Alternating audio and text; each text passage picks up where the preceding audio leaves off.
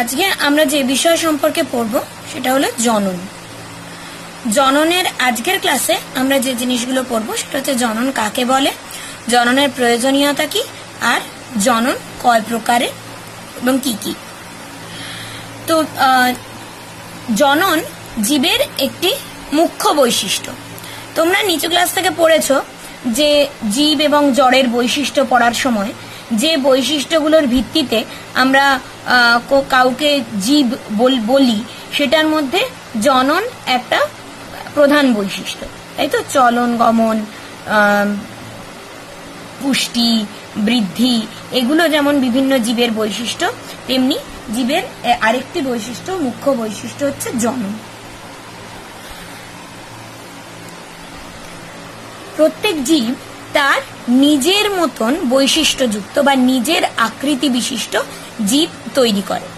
যেমন দেখো, মানুষ তার নিজের আকৃতি বিশিষ্ট জীব তৈরি করে, মানব শিশু জন্ম দেয়।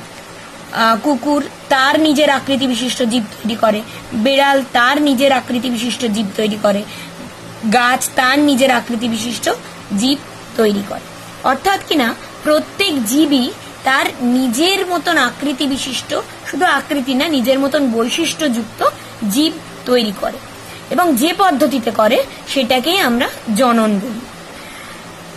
অর্থাৎ প্রত্যেক জীব তার নিজের বৈশিষ্ট্য, সত্তা, আকৃতি বিশিষ্ট জীব তৈরি করে, যে পদ্ধতিতে করে তাকে জনন বলি। তো জননের সংজ্ঞা পড়ার আগে আমাদের দুটো শব্দ জানতে হবে, একটা হচ্ছে জনিত্রী জীব আর একটা হচ্ছে অপত্য জীব। জনিত্রী জীব কাকে বলে? জনিত্রী জীব হচ্ছে যে জীব জনন সম্পন্ন করে, অর্থাৎ যে জীব তার নিজের বৈশিষ্ট্যযুক্ত, নিজের মতন বৈশিষ্ট্যযুক্ত, নিজের মতন আকৃতি বিশিষ্ট জীব উৎপন্ন করে, তাদেরকে বলা হয় জনিত্রী জীব। যেমন এখানে এই কুকুর, মা কুকুরটি, এই মা বেড়ালটি, এই গাছ, এগুলো সবই হচ্ছে জনিত্রী জীব। আর এই জনিত্রী জীব তার নিজের আকৃতি বিশিষ্ট যে জীব উৎপন্ন করে তাদেরকে বলা হয় অপত্য জীব। অপত্য কথাটার মানে হচ্ছে সন্তান। তাহলে জননের ফলে যে জীব উৎপন্ন হয় তাদেরকে আমরা বলি অপত্য জীব। মানে এখানে কুকুর ছানাগুলো অপত্য জীব, এখানে এই বেড়াল ছানা দুটো অপত্য জীব, এখানে এই চারা গাছটি অপত্য জীব। তাহলে জনিত্রী জীব হচ্ছে যে জীবে জনন সম্পন্ন হয় তাদেরকে জনিত্রী জীব বলে, আর জননের ফলে যে জীব উৎপন্ন হয় তাকে অপত্য জীব বলে। তাহলে এবার আমরা দেখে নিই যে আমরা জননের সংজ্ঞা বললে আমরা কি বলবো না, যে জৈবনিক প্রক্রিয়ার মাধ্যমে জীব নিজ দেহাংশের সাহায্যে নিজ সত্তা বিশিষ্ট এবং আকৃতি বিশিষ্ট অপত্যের জন্ম দেয় এবং অপত্যের মধ্যে নিজ অস্তিত্ব বজায় রাখে তাকে জনন বলে। এবার আমরা পড়ব জননের প্রয়োজনীয়তা। জনন কেন প্রয়োজন? পুষ্টি, রেচন, এগুলো বিভিন্ন ধরনের শারীরবৃত্তীয় প্রক্রিয়া। এগুলো কিন্তু উদ্ভিদের জন্য অপরিহার্য, অত্যাবশ্যকীয় শারীরবৃত্তীয় প্রক্রিয়া। অর্থাৎ এই প্রক্রিয়াগুলো ছাড়া জীব বেঁচে থাকতে পারে না। যেমন যদি সে প্রয়োজনীয় খাদ্য না পায়, খাদ্যের মধ্যে তার বিভিন্ন বৃদ্ধির জন্য, বিভিন্ন শারীরবৃত্তীয় কাজ করার জন্য যে সমস্ত উপাদানগুলো দরকার, সেই ভিটামিনস, মিনারেলস ইত্যাদি, খনিজ লবণ ইত্যাদি, সেইগুলো যদি তার খাবারের মধ্যে না থাকে এবং শক্তি উৎপাদনকারী উপাদান যেমন প্রোটিন, ফ্যাট এবং শর্করা, সেগুলো যদি উপযুক্ত পরিমাণে না থাকে তাহলে সে অপুষ্টিজনিত কারণে ভুগবে এবং আস্তে আস্তে সে তার মৃত্যু হবে। অর্থাৎ সে বেঁচে থাকতে পারবে না। মানে পুষ্টিটা তার জীবন ধারণের জন্য অপরিহার্য। রেচনের মাধ্যমে জীব তার বিপাক ক্রিয়ায় যে সমস্ত দূষিত পদার্থ উৎপন্ন হয় সেগুলো দেহের বাইরে নির্গত করে দেয়।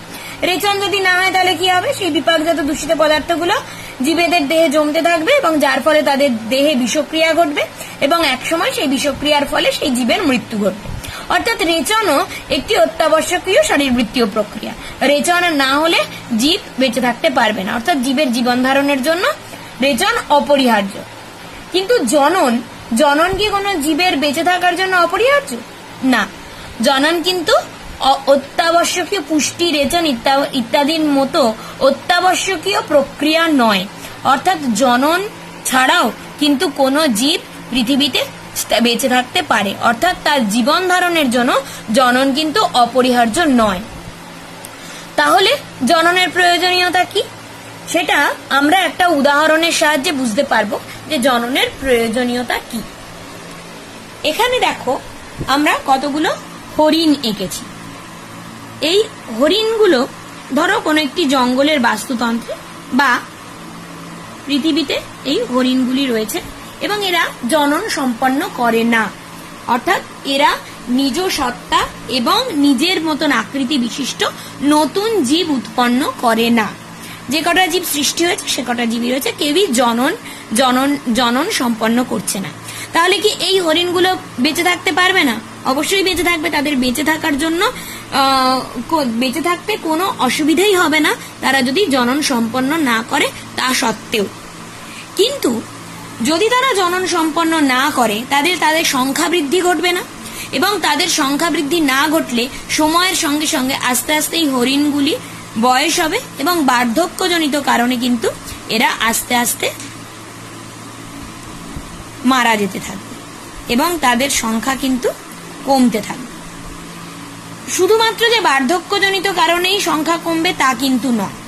যেহেতু অরণ্যের বাস্তুতন্ত্রে রয়েছে, সেখানে বিভিন্ন শিকারী প্রাণী আছে যারা এদের খাদক প্রাণী, যেমন ধরো বাঘ, যেমন ধরো সিংহ ইত্যাদি বিভিন্ন খাদক প্রাণী আছে। তারাও কিন্তু এই হরিণদের খাদ্য হিসেবে গ্রহণ করবে এবং তার ফলেও কিন্তু হরিণের সংখ্যা কমতে থাকবে। তাহলে একদিকে যেমন বার্ধক্যের জন্য সংখ্যা কমছে, তেমনি বিভিন্ন শিকারী প্রাণীর আক্রমণে, তাদের যে সমস্ত খাদক রয়েছে তাদের আক্রমণের জন্য তাদের সংখ্যা কমছে, এবং তার সঙ্গে রয়েছে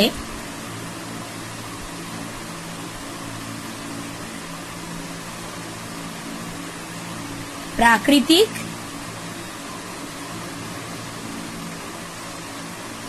দুর্যোগ, এবং এই প্রাকৃতিক দুর্যোগের ফলেও কিন্তু হরিণের সংখ্যা কমছে। এবং আলটিমেটলি একসময় আমরা দেখব যে এখানে কিন্তু একসময় দেখব যে পৃথিবী থেকে সমস্ত হরিণ বিলুপ্ত হয়ে গেছে, অর্থাৎ পৃথিবীতে কিন্তু এই হরিণ নামক প্রজাতিটির আর কোনো অস্তিত্বই নেই, অর্থাৎ পৃথিবী থেকে হরিণ নামক প্রজাতিটি সম্পূর্ণরূপে বিলুপ্ত হয়ে গেছে। তাহলে দেখতে পাচ্ছ যে প্রজাতির অস্তিত্ব রক্ষায় কিন্তু জননের প্রয়োজনীয়তা রয়েছে। শুধু কি প্রজাতির অস্তিত্ব রক্ষায় জননের প্রয়োজনীয়তা? ধরো এই যে হরিণ নামক প্রজাতিটি সম্পূর্ণরূপে বিলুপ্ত হয়ে গেল পৃথিবীতে, সেই প্রজাতিটির উপর খাদ্যের জন্য নির্ভর করত কে? বাঘ, সিংহ, এই সমস্ত প্রাণীরা, কারণ এরা মাংসাশী প্রাণী। তাহলে যদি এই হরিণের প্রজাতিটি পৃথিবী থেকে বিলুপ্ত হয়ে যায়, তাহলে বাঘ, সিংহ এদের খাদ্যাভাব দেখা দেবে এবং এই খাদ্যের অভাবে কিন্তু বাঘ, সিংহের সংখ্যাও কমতে থাকবে। অর্থাৎ আলটিমেটলি অন্য প্রজাতির জীবেরাও কিন্তু এফেক্টেড হবে এবং তাদেরও কিন্তু সংখ্যা কমবে আস্তে আস্তে। অর্থাৎ বলতে পারি আমরা যে এক কথায় বলতে পারি বাস্তুতন্ত্রের ভারসাম্য বিঘ্নিত হবে। তাহলে আমরা দেখি যে যদি জীব জনন সম্পন্ন করত তাহলে কি হতো? এই যে হরিণগুলো রয়েছে তারা ধরো জননের ফলে অপত্য জীব তৈরি করছে, এরা জননের ফলে অপত্য জীব তৈরি করছে। তাহলে বার্ধক্যজনিত কারণে ধরো এই হরিণের মৃত্যু ঘটলো, এই হরিণের মৃত্যু ঘটলো, এই হরিণের মৃত্যু ঘটলো, কিন্তু তখনও কিন্তু এই অপত্যরা থেকে গেল এবং বাঘ, সিংহের জন্য ধরো এই অপত্যের মৃত্যু ঘটলো, কিন্তু এই হরিণটি জননের ফলে নতুন হরিণ তৈরি করছে, এই হরিণটি জনন কার্য সম্পন্ন করার ফলে হরিণ তৈরি করছে। প্রাকৃতিক দুর্যোগের ফলে হরিণের মৃত্যু ঘটছে, কিন্তু আবার যে সমস্ত হরিণেরা রয়ে গেছে তারা কিন্তু জননের ফলে নতুন জীবের সৃষ্টি করছে। তাহলে কিন্তু প্রজাতির সংখ্যার মধ্যে একটা ভারসাম্য বজায় থাকছে, এই পপুলেশনে একটা ভারসাম্য বজায় থাকছে, তার সঙ্গে সঙ্গে প্রজাতিটির অস্তিত্ব পৃথিবীতে বজায় থাকছে এবং বাস্তুতন্ত্র বিঘ্নিত হচ্ছে না। তাহলে জননের ফলে এগুলো ঘটে থাকে। তাহলে আমরা দেখে নিই জননের প্রয়োজনীয়তা কি। প্রথমত, প্রজাতির জীবের সংখ্যা বৃদ্ধি করা, প্রজাতির অস্তিত্ব রক্ষা, বাস্তুতন্ত্রের ভারসাম্য রক্ষা এবং বিবর্তন বা ইভলিউশনে সাহায্য করা। তোমরা বলবে যে বিবর্তন বা ইভলিউশনে কিভাবে সাহায্য করবে? এই যে জনন বিভিন্ন রকমের হয়ে থাকে, যেটা আমরা এর পরে পড়ব। এর মধ্যে যৌন জননের ফলে জনিত্রী জীবের সঙ্গে অপত্য জীবের কিছু বৈশিষ্ট্যের পার্থক্য লক্ষ্য করা যায় এবং বংশ পরম্পরায় এই কিছু কিছু পার্থক্য আস্তে আস্তে হতে হতে সেটা কিন্তু একসময় ইভলিউশনে, সেটা বহু বহু বহু বছর বাদে সেটা কিন্তু ইভলিউশন বা বিবর্তনে সাহায্য করে, নতুন জীব সৃষ্টিতে সাহায্য করে। অর্থাৎ এই বিবর্তন বা ইভলিউশনে সাহায্য করাও কিন্তু জননের একটা প্রয়োজনীয়তা। এই কিভাবে বিবর্তন বা ইভলিউশনে সাহায্য করে সেটা আমরা এর পরে পড়ব। শুধু জেনে রাখো যে জনন বিবর্তন বা ইভলিউশনেও সাহায্য করে। এরপর আমরা পড়ব জননের প্রকারভেদ। জনন কয় প্রকার এবং কি কি? জনন দুই প্রকার।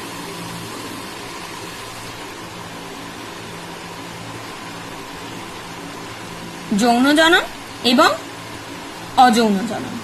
জনন এই দুই প্রকার। প্রথমে আমরা পড়ব অযৌন জনন সম্পর্কে। অযৌন জনন কাকে বলে? অযৌন জনন কাকে বলার আগে আমাদের দেখতে হবে যে অযৌন জননে একটি মাত্র জনিত্রী জীব থাকে। এটা হচ্ছে জনিত্রী জীব।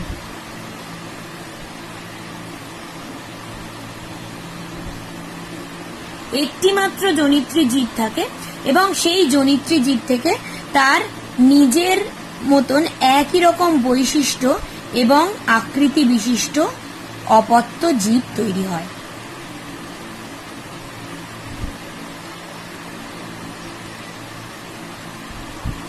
একটি মাত্র জনিত্রী থেকে তার মতনই বৈশিষ্ট্য এবং আকৃতি বিশিষ্ট জীব তৈরি হয়, অপত্য জীব তৈরি হয়।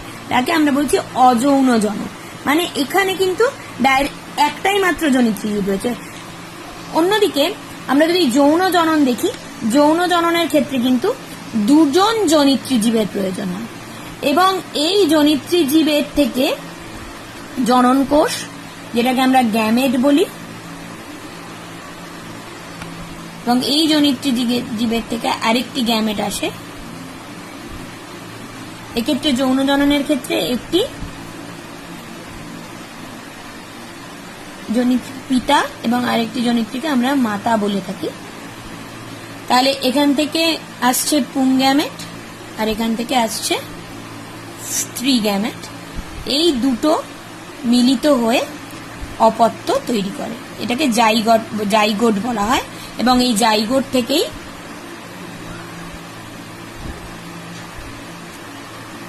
থেকেই অপত্য উৎপন্ন হয়। তাহলে জনিত্রী জীব, একটি মাত্র জনিত্রী জীব থেকে, যে যৌন জননে একটি মাত্র জনিত্রী জীব থেকে অপত্য জীব সৃষ্টি হয়, সেটাকে আমরা বলছি অযৌন জনন এবং সেখানে কিন্তু গ্যামেট উৎপন্ন হচ্ছে না। অর্থাৎ গ্যামেট উৎপন্ন হওয়া ছাড়া জনিত্রী জীব থেকে, একটি মাত্র জনিত্রী জীব থেকে অপত্য জীব তৈরি হয়, তখন তাকে আমরা বলছি অযৌন জনন। এবং যখন দুটি জনিত্রী জীব থেকে গ্যামেট উৎপাদনের মাধ্যমে অপত্য উৎপন্ন হচ্ছে এবং সেই গ্যামেটের নিষেকের মাধ্যমে, পরে আসছি আমরা যৌন জনন সম্পর্কে, তখন তাকে আমরা বলছি যৌন জনন। তাহলে প্রথমে অযৌন জননের ক্ষেত্রে আমরা দেখলাম যে গ্যামেট উৎপন্ন হয় না এবং একটি মাত্র জনিত্রী জীব থেকে অপত্য জীব সৃষ্টি হয় এবং অপত্য জীবগুলি হুবহু জনিত্রী জীবের মতন হয়, হুবহু জনিত্রী জীবের মতন হয়, একেবারে সমস্ত আকৃতিগত বৈশিষ্ট্যগত ভাবে একেবারেই জনিত্রী জীবের মতন হয়, কোনো রকম পার্থক্য দেখতে পাওয়া যায় না। এবং সেই জন্য এই অপত্য জীবকে আমরা ক্লোনও বলে থাকি, ক্লোন বলে থাকি। কারণ তারা একদম জনিত্রী জীবের মতন হুবহু একই রকম হয়। কিভাবে হয় সেটা আমরা আসছি, তার আগে আমরা কতগুলো অযৌন জনন সম্পর্কে দেখব। অযৌন জনন সম্পর্কে আমরা খুব বেশি এখন পড়বো না, কারণ অযৌন জননের প্রকারভেদ আমাদের সিলেবাসেই আছে। আমরা এরপরেই জননের প্রকারভেদ পড়ার পরে অযৌন জননটা আমরা পড়বো।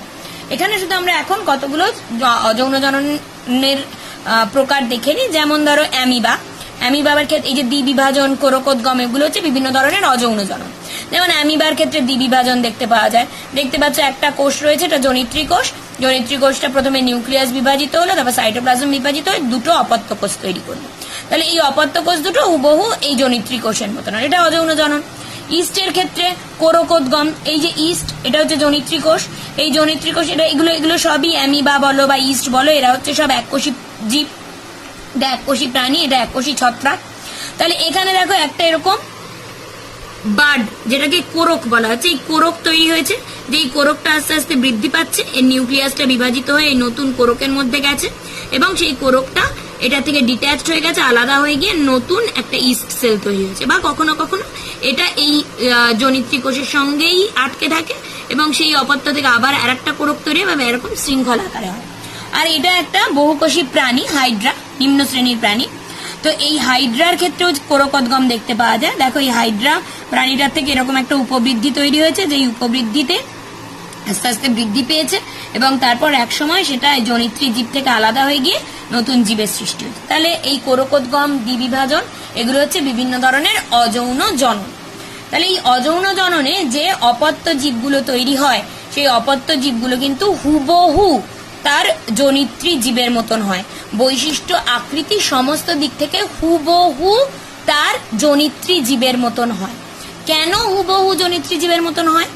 তার কারণ এখানে দেখতে পাচ্ছ যে এগুলো কিন্তু মূলত কোষ বিভাজনের মাধ্যমে হচ্ছে, এবং এই অযৌন জননের জন্য যে ধরনের কোষ বিভাজন হয় সেটা হচ্ছে মাইটোসিস।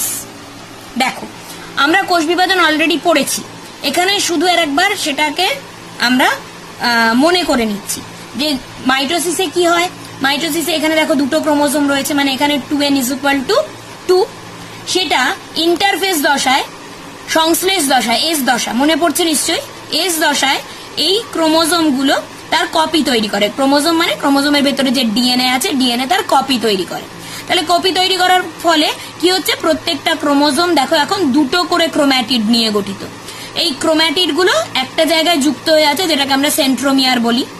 এবার এই যে ক্রোমোজোম গুলো দুটো করে ক্রোম্যাটিড নিয়ে রয়েছে, সেটা এরকম ভাবে বিষুব অঞ্চলে সজ্জিত হচ্ছে, এবং বিষুব অঞ্চলে সজ্জিত হওয়ার পর বেমতন্তুর সঙ্গে যুক্ত হচ্ছে, এবং তারপরে ক্রোম্যাটিড গুলো সেন্ট্রোমিয়ার থেকে আলাদা হয়ে যাচ্ছে, হয়ে দুটো ক্রোম্যাটিড এপাশে যাচ্ছে, একটা মেরুতে চলে যাচ্ছে, আর দুটো ক্রোম্যাটিড আর একটা মেরুতে চলে যাচ্ছে, এবং তারপরে যে দুটো অপত্য কোষ তৈরি হচ্ছে সেখানে একটা করে ক্রোম্যাটিড যাচ্ছে। অর্থাৎ এই অপত্য কোষগুলো দেখো, এগুলো কিন্তু এই হুবহু জনিত্রী কোষের মতন, এবং এখানে যে ক্রোমোজোম গুলো রয়েছে সেগুলো এই জনিত্রী কোষের ক্রোমোজোমের কপির ফলেই তৈরি হয়েছে। কাজেই এগুলোর মতন হুবহু একই রকম বৈশিষ্ট্যযুক্ত ডিএনএ।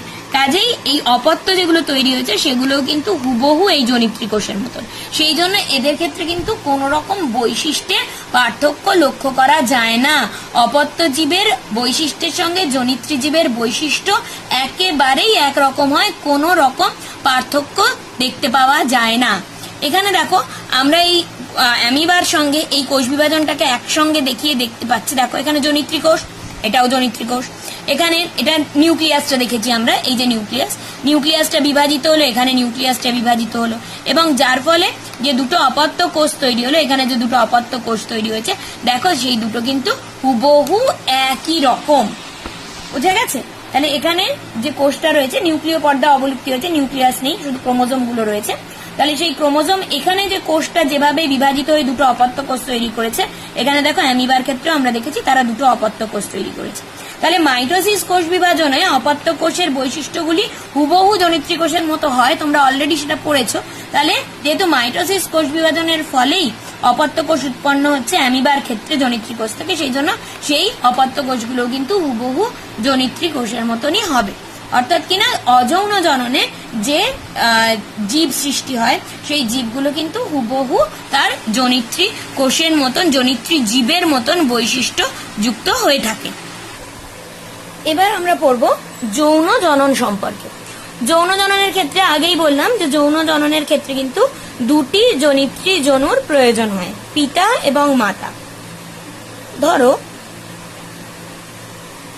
এটা পিতা, এর ক্ষেত্রে ধরলাম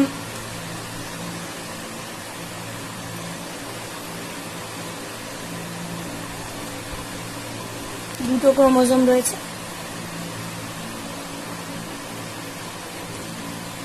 মাতা এর ক্ষেত্রে দুটো ক্রোমোজোম রয়েছে। তাহলে পিতার থেকে তৈরি হবে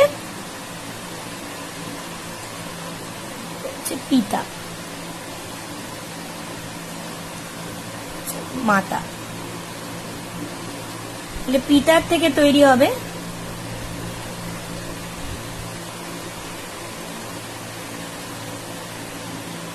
পুংগ্যামেট, মাতার থেকে তৈরি হবে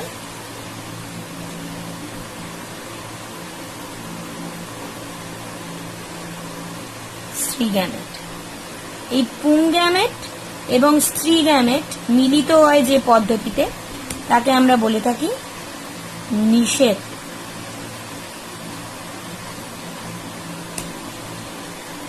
পুংগ্যামেট এবং স্ত্রীগ্যামেট মিলিত হয়ে অপত্য কোষ তৈরি করবে, যেটাকে বলা হয় জাইগোট। এই জাইগোটের কোষটি বিভাজিত হয়ে অপত্য সৃষ্টি করে, অপত্য জীব সৃষ্টি করে। এবারে এই যে পিতার ক্ষেত্রে আমরা দেখছি দুটো ক্রোমোজোম রয়েছে, মাতার ক্ষেত্রে দুটো ক্রোমোজোম রয়েছে। ধরি যদি পুংগ্যামেটে তাহলে দুটো ক্রোমোজোম থাকে এবং স্ত্রীগ্যামেটেও যদি দুটো ক্রোমোজোম থাকে, তাহলে সেগুলো যখন মিলিত হচ্ছে তখন জাইগেরও তাহলে কতগুলো ক্রোমোজোম হয়ে যাচ্ছে? 4টে ক্রোমোজোম। কিন্তু আমরা তো জানি যে অপত্য জীব জনিত্রী জীবের মতন বৈশিষ্ট্যযুক্ত হয়। কিছু যৌন জননে পার্থক্য দেখতে পাওয়া যায়, সেটা আমরা পড়েছি, কিন্তু মোটামুটি একই রকম হয়। কিন্তু এখানে তো ক্রোমোজোম সংখ্যা ডাবল হয়ে যাচ্ছে, দ্বিগুণ হয়ে যাচ্ছে। এই অপত্য জীব যখন আবার জনন সম্পন্ন করবে তাহলে তার থেকে যে অপত্য সৃষ্টি হবে তা আরো বেশি হয়ে যাবে। তোমরা এটা তোমরা পড়েছো কোষ বিভাজনের ক্ষেত্রে অলরেডি। তাহলে এরকম হয় না, এরকম হতে পারে না। তাহলে কি হয়? পিতার থেকে একটি ক্রোমোজোম আসে গ্যামেটে, দুটির মধ্যে মানে অর্ধেক ক্রোমোজোম আসে, মায়ের থেকে অর্ধেক ক্রোমোজোম আসে। এবং এই দুটো যখন নিষেক হয় তখন জাইগোটে অর্ধেক ক্রোমোজোম পিতার থেকে এবং অর্ধেক ক্রোমোজোম অপত্য জীব যেটা তৈরি হচ্ছে তার মধ্যে পিতার একটা ক্রোমোজোম থাকছে, মায়ের অর্ধেক ক্রোমোজোম থাকছে। অর্থাৎ ক্রোমোজোম সংখ্যা কিন্তু একই থাকছে, বাবা বা মায়ের সঙ্গে ক্রোমোজোম সংখ্যা একই থাকছে, কিন্তু তার অর্ধেকটা আসছে পিতার থেকে, অর্ধেকটা আসছে মাতার থেকে। তাহলে এই জাইগোট যে সে হুবহু পিতার মতনও হচ্ছে না, আবার হুবহু মায়ের মতনও হচ্ছে না, অথচ তার মধ্যে পিতা এবং মাতা উভয়ের বৈশিষ্ট্য থাকছে। তো এই যে পিতার থেকে পুংগ্যামেট তৈরি হলো, যেখানে অর্ধেক সংখ্যক ক্রোমোজোম বিশিষ্ট পুংগ্যামেট তৈরি হলো, এবং মায়ের থেকে যে অর্ধেক সংখ্যক ক্রোমোজোম বিশিষ্ট স্ত্রীগ্যামেট তৈরি হলো, এটা যে কোষ বিভাজনের মাধ্যমে হয় সেটা হচ্ছে মিওসিস। এই মিওসিস কোষ বিভাজনটা কিভাবে যৌন জননে সাহায্য করে সেটা আমরা একবার দেখে নি। দেখো, মিওসিসে দেখো এটা জনিত্রী কোষ। জনিত্রী কোষে এখানে 4টে ক্রোমোজোম রয়েছে, মানে 2n=4। এটাও একই রকম ভাবে মাইটোসিসে যেভাবে দেখিয়েছিলাম সেভাবে দেখো সেই দুটো এগুলো রেপ্লিকেশন করেছে, অর্থাৎ এগুলো তার কপি তৈরি করেছে। করার ফলে প্রত্যেকটা দেখো দুটো করে ক্রোম্যাটিড নিয়ে হয়েছে। এবং এই যে 4টে ক্রোমোজোম, এটার মধ্যে কিন্তু দুটো করে হোমোলোগাস ক্রোমোজোম আছে। হোমোলোগাস ক্রোমোজোম কাকে বলে সেটা বোঝার জন্য এ দেখো, আমরা জানি যে মানুষের 46টা ক্রোমোজোম আছে বা 23 জোড়া ক্রোমোজোম। এখানে দেখো মানুষের ক্রোমোজোম গুলো দেখানো হয়েছে। এটা 1 নম্বর ক্রোমোজোম দেখো দুটো রয়েছে, একই রকম আকৃতি বিশিষ্ট, একদম হুবহু একই রকম দুটো। 2 নম্বর ক্রোমোজোম দেখো দুটো রয়েছে, একদম একই রকম দেখতে, 3 নম্বর 4 রকম, দেখো 23 নম্বর অব্দি ক্রোমোজোম আছে, 22টা একদম একই রকম, 23টা ঠিক জোড়া নয়, একটা এক্স একটা ওয়াই, সেই জন্য তাদের আকৃতিগত পার্থক্য রয়েছে। 22 অব্দি যদি তোমরা দেখো তাহলে প্রত্যেকটা ক্রোমোজোম কিন্তু হুবহু একই রকম ক্রোমোজোম দুটো করে রয়েছে, সেই জন্যই আমরা এটাকে 23 জোড়া বলে থাকি। তাহলে এই যে দুটো হুবহু একই রকম দেখতে ক্রোমোজোম, এইগুলোকে বলা হয় হোমোলোগাস ক্রোমোজোম। মানে এই একের এই দুটো হচ্ছে হোমোলোগাস ক্রোমোজোম, 2 এর এই দুটো হচ্ছে হোমোলোগাস ক্রোমোজোম। এবার এই হোমোলোগাস ক্রোমোজোম গুলো যখন ইন্টারফেজের এস দশায় যখন ডিএনএটা কপি তৈরি করে, তখন প্রত্যেকটা ক্রোমোজোম দুটো করে ক্রোম্যাটিড নিয়ে হয়, তখন সেটা এই রকম দেখতে হয়। এটাকে 1 নম্বর ক্রোমোজোমটা দুটো ক্রোম্যাটিড নিয়ে যে সেন্ট্রোমিয়ারে যুক্ত হয়ে রয়েছে, 2 নম্বর ক্রোমোজোমটা দুটো ক্রোম্যাটিড নিয়ে এখানে সেন্ট্রোমিয়ারে যুক্ত হয়ে রয়েছে। তাহলে এভাবে এরকম দেখতে হয় যখন তারা ডিএনএটা রেপ্লিকেশন হয়ে যায় বা কপি তৈরি করে দেয় এবং কোষ বিভাজনের জন্য রেডি হয়ে যায়, তখন এরকম হয়। তাহলে হোমোলোগাস ক্রোমোজোম কাকে বলে বুঝতে পারলে, যে প্রত্যেকটা কোষে ডিপ্লয়েড অর্গানিজম, মানে যাদের দুটো সেট অফ ক্রোমোজোম থাকে তাদেরকে ডিপ্লয়েড ক্রোমোজোম বলা হয়, আগে বলা হয়েছে তোমাদের। তাহলে তাদের ক্ষেত্রে প্রত্যেকটা কোষে একই রকমের ক্রোমোজোম দুটো করে থাকে, জোড়ায় জোড়ায় থাকে। এই এক জোড়া ক্রোমোজোমকে পরস্পরের হোমোলোগাস ক্রোমোজোম বলা হয়।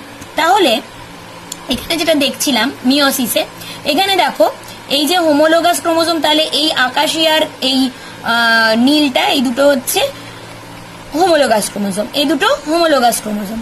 তাহলে এই হোমোলোগাস ক্রোমোজোম গুলো মিওসিসে পেয়ার করে, মানে জোট বাঁধে। এটা সবই মিওসিস যখন পড়িয়েছি তখন বলেছি। দেখো এই যে জোট বাঁধে, এবং জোট বাঁধার সময় কি হয়, যখন জোট বাঁধে তখন তাদের মধ্যে কিছু অংশ বিনিময় হয়। এই দেখো এই দুটো হচ্ছে হোমোলোগাস ক্রোমোজোম, প্রত্যেকটা তার কপি তৈরি করে দুটো করে ক্রোম্যাটিড হয়েছে, তারপর সেগুলো জোড় বেঁধেছে এবং জোড় বাঁধার ফলে কিছু অংশ ওভারল্যাপ হয়ে গেছে। এই যে যখন তারা কপি তৈরি করেছে, দুটো করে ক্রোম্যাটিড হয়েছে, তখন এই নীল ক্রোমোজোমের যে দুটো ক্রোম্যাটিড সেই দুটো পরস্পরের সিস্টার ক্রোম্যাটিড, লাল ক্রোমোজোমের যে দুটো ক্রোম্যাটিড সেগুলো পরস্পরের সিস্টার ক্রোম্যাটিড। তাহলে আবার এই নীল ক্রোমোজোমের ক্রোম্যাটিডের সঙ্গে লাল ক্রোমোজোমের ক্রোম্যাটিড গুলো হলো নন সিস্টার ক্রোম্যাটিড, নন সিস্টার ক্রোম্যাটিড। তাহলে এখানে দেখো এই হোমোলোগাস ক্রোমোজোমের সঙ্গে এই হোমোলোগাস ক্রোমোজোম যখন জোড় বেঁধেছে তখন এই নন সিস্টার ক্রোম্যাটিড গুলো ওভারল্যাপ করেছে, এটাকে কায়েজমা ফর্মেশন বলা হয় এবং ঘটনাটাকে বলা হয় ক্রসিং ওভার। এবং এর ফলে কি হচ্ছে, এই লাল ক্রোম্যাটিডের অংশ ভেঙে এই নীল ক্রোম্যাটিডে যুক্ত হয়ে যাচ্ছে, আর নীল ক্রোম্যাটিডের অংশ ভেঙে লাল ক্রোম্যাটিডে যুক্ত হয়ে যাচ্ছে, যেটাকে আমরা ক্রসিং ওভার বলছি। এটা মিওসিসে তোমরা পড়েছো। এই ক্রসিং ওভারের জন্য কি হলো, তাহলে নীল ক্রোমোজোমের যে ডিএনএ ছিল, যে বৈশিষ্ট্য ছিল, সেগুলো কিছুটা এই ক্রোমোজোমে চলে আসছে আর এই ক্রোমোজোমেরটা ওখানে চলে যাচ্ছে। তার মানে বৈশিষ্ট্যের কিছুটা আদান প্রদান ঘটছে, নতুন বৈশিষ্ট্য তৈরি হচ্ছে। তাহলে এবারে সেগুলো দুটো কোষে চলে গেল এবং দুটো নিউক্লিয়াসের বিভাজন হয়ে গেল। এরপরে কিন্তু বিভাজন হচ্ছে, দেখো এই যে ক্রোম্যাটিড গুলো এবার সেপারেট করে যাচ্ছে, ঠিক যেভাবে মাইটোসিসের ক্ষেত্রে আমরা দেখেছি যে এবারে হোমোলোগাস ক্রোমোজোম গুলো প্রথমে আলাদা হয়ে গেল, যার ফলে ক্রোমোজোম সংখ্যা অর্ধেক হয়ে গেল। জনিত্রী কোষের 4টে ছিল, 2n=4 ছিল, এখানে n=2 হয়ে গেল। এবং তারপরে এগুলো আবার বেমতন্তুর সঙ্গে যুক্ত হয়ে ক্রোম্যাটিড গুলো আলাদা হয়ে গেল এবং তার ফলে এই অপত্য কোষ তৈরি হলো। তাহলে আমরা যেখানে দেখছিলাম যে জনিত্রী কোষের 2n=4 ছিল, সেখান থেকে অপত্য 4টে কোষ তৈরি হলো, যেখানে প্রত্যেকটা কোষে হয়ে গেল n=2। এবং এখানে দেখো, এখানে যদি দেখতে পাও, এখানে দেখছি, দেখো এখানে যে ক্রোমোজোম গুলো রয়েছে সেই ক্রোমোজোম গুলো কিন্তু এই জনিত্রী কোষে যে ক্রোমোজোম ছিল সেই ক্রোমোজোমের মতন হুবহু একই রকম নয়। এই ক্রোমোজোমটা হুবহু একই রকম, এই ক্রোমোজোমে কিন্তু একটু পরিবর্তন হয়েছে ক্রসিং ওভারের পরে। এখানে এই ক্রোমোজোমটা একই রকম, এটাতে একটু পরিবর্তন হয়েছে ক্রসিং ওভারের জন্য, এখানেও তাই। তাহলে দেখা যাচ্ছে যে মিওসিসের ফলে গ্যামেট উৎপন্ন হয় এবং মিওসিসের সময় যেহেতু ক্রসিং ওভার হয় সেই জন্য সেখানে কিন্তু কিছু বৈশিষ্ট্যের পার্থক্য লক্ষ্য করা যায়। প্রত্যেকটা গ্যামেট কিন্তু বৈশিষ্ট্য অনুযায়ী আলাদা রকমের, তাই তো? তাহলে দেখতে পাচ্ছ সেরকম আলাদা হচ্ছে। সেই জন্য একই জনিত্রী জীব থেকে যদি একাধিক জীব তৈরি হয়, অপত্য জীব তৈরি হয়, সেগুলো কিন্তু সবই বৈশিষ্ট্যগুলো একই রকম হয় না।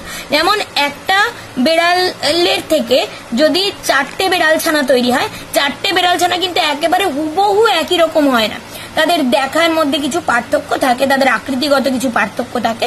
তার কারণ যেহেতু এই বেড়াল যৌন জনন সম্পন্ন করছে, গ্যামেট উৎপাদনের মাধ্যমে হচ্ছে, তেমনি একদিকে যেমন তার গ্যামেটের মধ্যে তার পিতা এবং মাতা উভয়ের বৈশিষ্ট্য তার মধ্যে আসছে, তার সঙ্গে সঙ্গে কিন্তু ক্রসিং ওভার হওয়ার জন্য গ্যামেটের মধ্যে হুবহু মায়ের বৈশিষ্ট্য বা হুবহু পিতার বৈশিষ্ট্যটাই যে পুং গ্যামেটের মধ্যে রয়েছে তা কিন্তু আসছে না।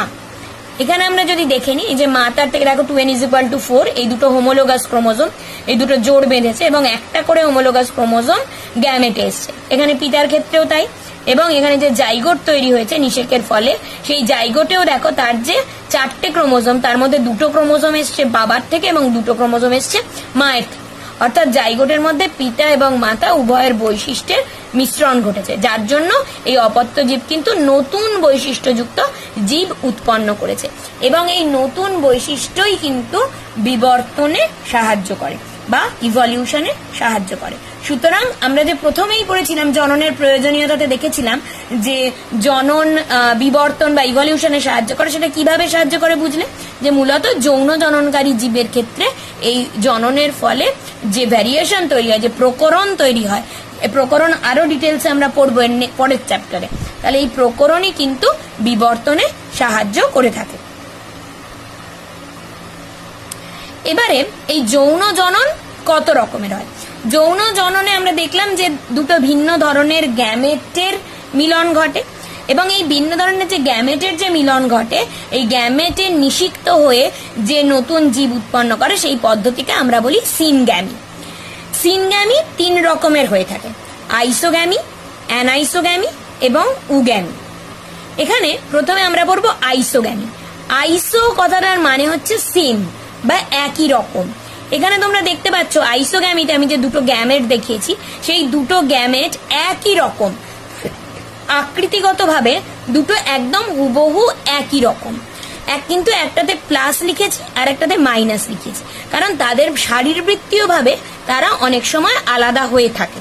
তাহলে শারীরবৃত্তীয়ভাবে আলাদা হয়ে থাকে, কিন্তু মরফোলজিক্যালি বা আকৃতিগতভাবে কিন্তু এই দুটো গ্যামেট একেবারে হুবহু একই রকম।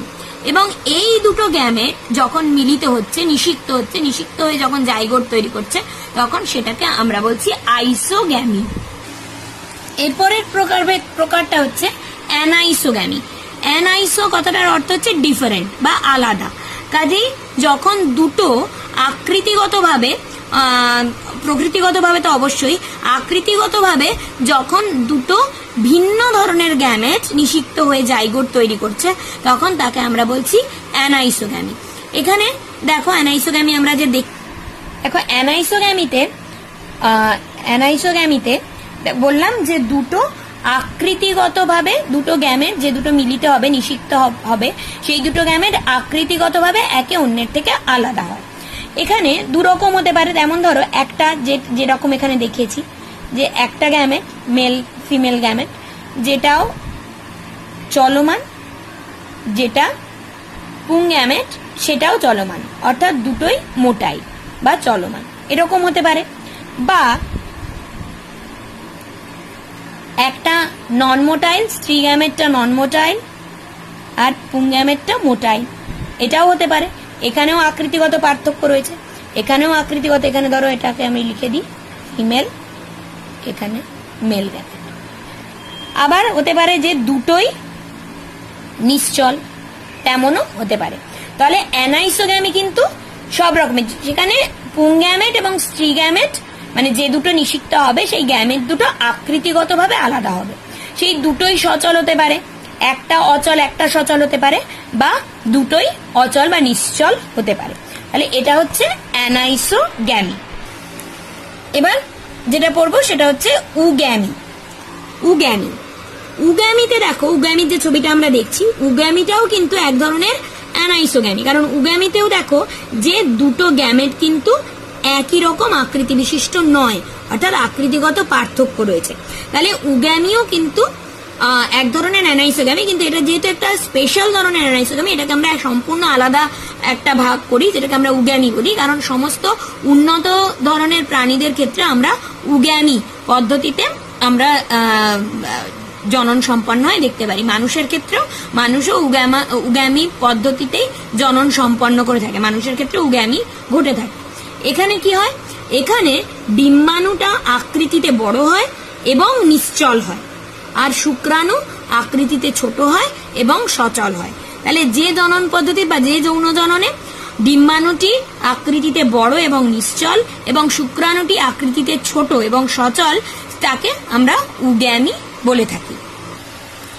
এই সিনগ্যামি ছাড়াও, অর্থাৎ দুটো গ্যামেটের মিলন ছাড়াও, অনেক নিম্ন শ্রেণীর উদ্ভিদ এবং প্রাণীতে সংশ্লেষ বা কনজুগেশন পদ্ধতিতে যৌনজনন সম্পন্ন হয়ে থাকে।